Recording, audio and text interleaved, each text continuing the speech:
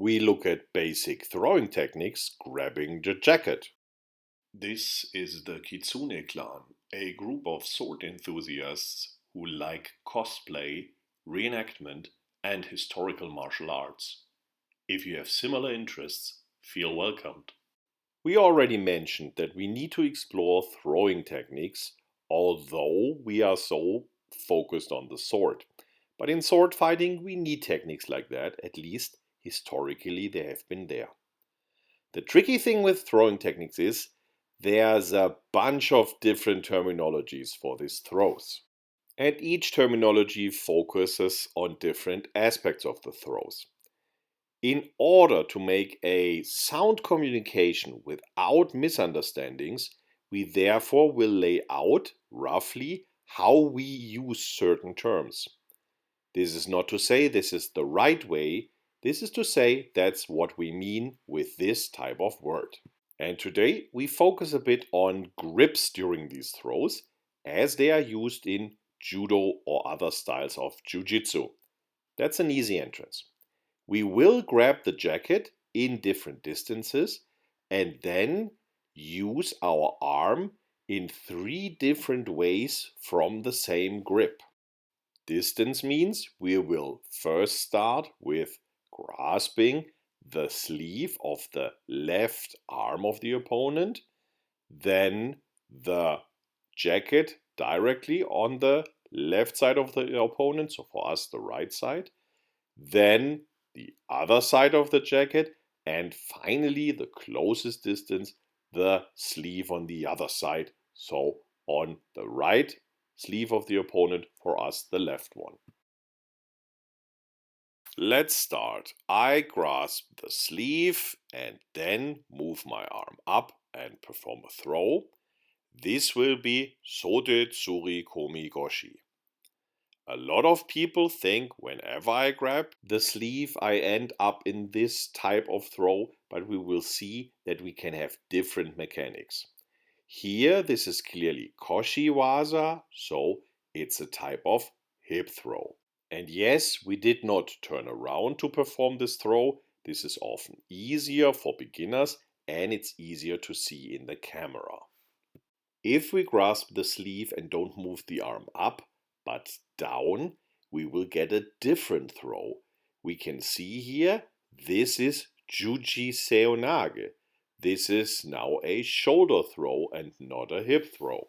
Even when performed low, as here, it stays a shoulder type throw. But shouldn't the feet be closer together for a shoulder throw? That's a possibility, but again, for camera and also for learning, the wide stance is of advantage. If we move the arm simply forward, not upward, not downward, we get a variation of Tai-otoshi even without placing the foot in the typical Tai-otoshi position. The hip is much less involved than in the other two versions, so this would be classically characterized or categorized as a te-waza, so a hand throw. Let's move closer and grasp the jacket. Moving the arm up gives us Tsurikomi Goshi, a classical hip throw, so Koshi waza, that allows us to control the right hand of the opponent and push the opponent into the throw, such as making it more powerful than the classical Ogoshi type throw. And all that without changing the base grip. Now let's move the arm straight through the middle and we end up in Tai-otoshi, as pointed out, also without the awkward twist of the normal Tai-otoshi. This uses the classical mechanic, due being pushed through the middle. Again, you can see almost no hip involved, te-waza. Next up, let's move the arm down, and you could already guess it, this is the classical Morote Seonage, the two-handed shoulder throw. Of course, some would call that Seiyo Otoshi or Morote Seiyo Otoshi, as the stance is quite wide, yet, as we said, we want to focus here on the grip situation. Now, moving further in, grasping the other side of the jacket brings us into a bit of an unexplored territory, This grip is simply not used so often, and if you move the arm up, you basically end up in a kind of choke with which you perform the throw. That would be forbidden in most rule sets of judo or other jiu-jitsu styles. So that's why we rarely see this type of throw. From the principal mechanics, this is a variation of tsurikomi-goshi, so it's henka tsurikomi-goshi. Going straight through the middle, of course, gives us again a taiotoshi that is not so different from the normal version, but it involves even less of the hip, so it's more of a waza than the normal version of taiotoshi. As an important detail, the own right arm has to be almost straight or fully straight to perform this throw. With a bent arm, there's not enough force that pushes the opponent into the throw. Going downwards with the arm gives us again a seonage technique, now one that even occurs in some of the older judo books, eri seonage, which is deeper in than morote seonage, not as deep in as ippon seonage. If performing this throw with a rotational entrance, it's a bit easier compared to morote seonage because the hands less disturb each other when going into the throw. Now we've reached the other sleeve that was forbidden for quite some time. Now it seems to be allowed again in judo.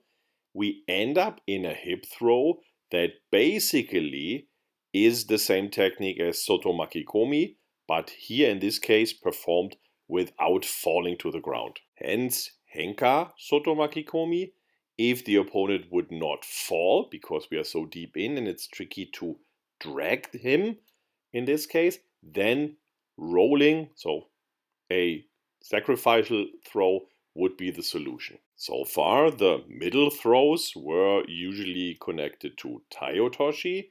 Here we are so deep in that this is basically a variation of sumiotoshi, so no hip contact, just the hands are involved in the throw, classical te waza.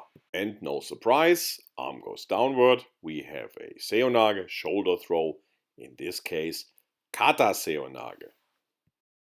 We have combined one basic body movement with 4 distances and 3 movements of the arm. And in the end, we have 12 classical throws from Jiu-Jitsu and Judo. We will deal with more throws in the future. This is just the first step. Hope we could inspire you. See you around next time.